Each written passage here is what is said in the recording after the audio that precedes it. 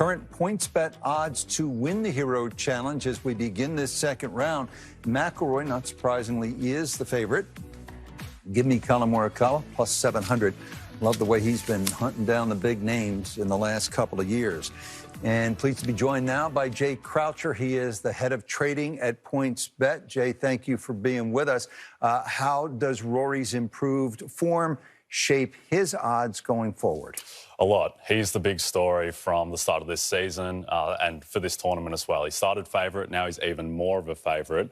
And if he is Rory McIlroy again, capital R, capital M, then that means a lot going forward, where if he keeps up this form, then in the new year, the only guy he'll be behind in the odds going forward will be Jon Rahm. So he had sort of fallen back into that pack of players? A little bit. There was a big muddle of all these world-class players, Dustin Johnson, Bryson DeChambeau, Xander Schauffele, Justin Thomas, the list goes on, and Rory was right in the middle of that muddle. And depending on his previous tournament, he'd go past that group and be the clear guy at the top with Jon Rahm. Jay, we've all seen Tiger hitting balls back of the range of the Bahamas. You have him priced where as you look at the 2022 Masters? And you know, does the market react like the rest of the golf world when Tiger springs up after an injury? Yeah, he is the story. He's the biggest story in golf betting even now, because everyone's asking what will he be at for the Masters. And right now he's 40-1, and that reflects him playing the tournament. So if he doesn't play it, then the bets are refunded. But the thing is that whatever price we put him at, people are going to bet on Tiger Woods. They want to be part of the story, and they want that ticket on Tiger if he does pull off the miracle and come back and win a major. There's a little bit of a tax. A little bit of a tax. In a way of saying a betting on the name brand, the way there would be if you bet, say, on Duke basketball, or these days Patrick Mahomes and the Kansas City Chiefs. People like to bet on the big brands. Absolutely. And so if Tiger Woods, if he does win the Masters, then we're going to lose a lot of money. That's just how it works, because people love betting on the brand. So there is a little bit of a tax baked in, but at the same time, people are generally prepared to pay that tax because they want to bet on Tiger. Big picture now. Why is betting on golf likely to draw people who might otherwise not have watched the sport?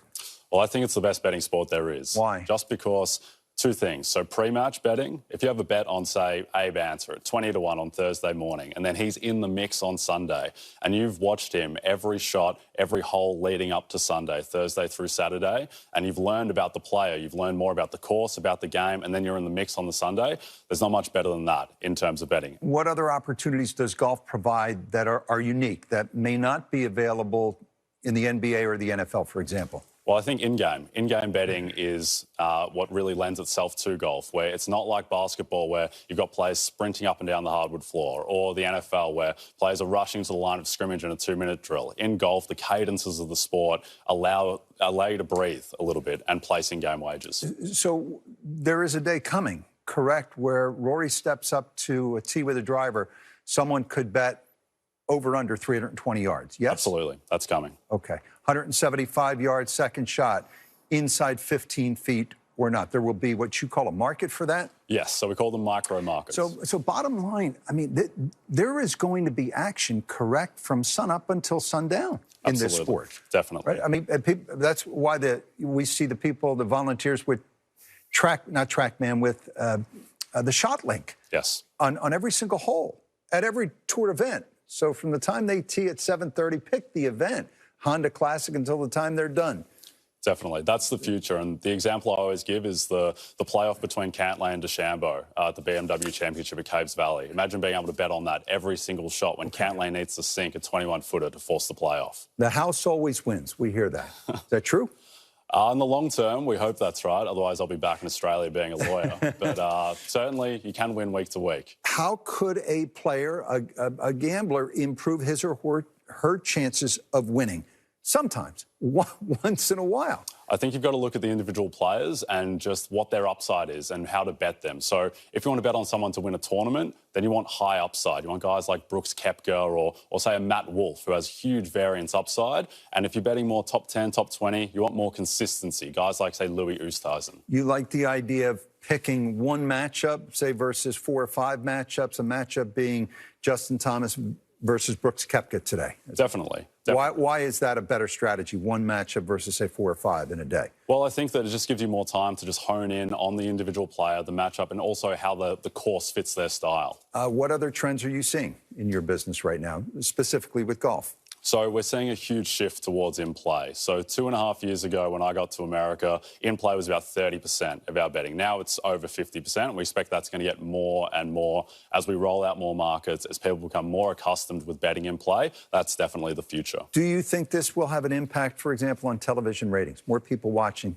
I think so. They have a stake in the game. Absolutely. So in other words, it's not just Rory playing today.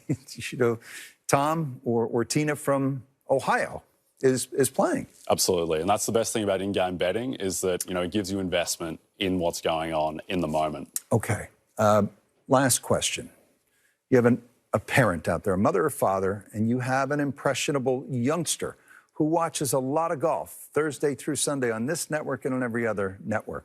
What should that parent tell their youngster with regards to the gambling on the sport? Well, I think they should tell them the same thing that I'm going to tell my kids, which is that gambling is a form of entertainment. It's just like paying for a ticket to go to the movies. That's what it's all about. It's about enhancing the experience of viewing the sport, and you've just got to bet, what you are prepared and comfortable losing within your means. You have to factor in the fact that, your bet isn't always going to win.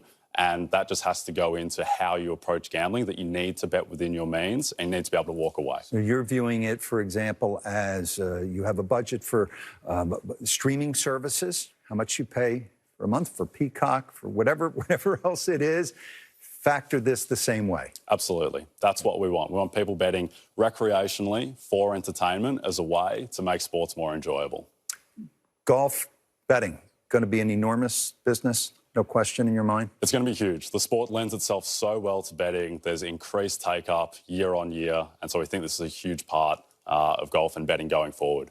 By the way, and I like how you're built. You're head of trading, and not betting. You're head of trading, and it is very similar to the stock market. You talk about these even smaller bets as markets, correct? Yeah, that's right, and that's how we view it. Where Rory McIlroy, his stock is going up at the moment, and other players are going down, and week to week it changes a lot. You typically aren't in the advice business, but based on the trends you're seeing, one or two other good stocks investors might want to take a close look at for 2022. Well, I can tell you about gambling, and I can tell you about what's popular in the gambling space. Outside of that, I'm not your guy, but in terms of gambling, it's all pushing towards in-play. Not just golf, but other sports as well, even if the cadences of the sport don't lend themselves as well. So, no, I mean stocks and golfers as stocks. Oh, you mean golfers as stocks? Golfers. Well, I would say that, a couple of guys we're looking at, Colin Morikawa has a huge chance to be... He looks so blue chip to me. I mean... He's the guy. Yeah, he is potentially the future of the sport. And then, other players like, Jordan Spieth, can he sustain what he did last year? Can Bryson DeChambeau and Dustin Johnson, can they get back to what they showed more in 2020? But I think that Morikawa is the guy, and then Rory as well, if he keeps on, if he keeps this form up from the start of the season. Jay, have a good holiday season. Thanks for stopping by.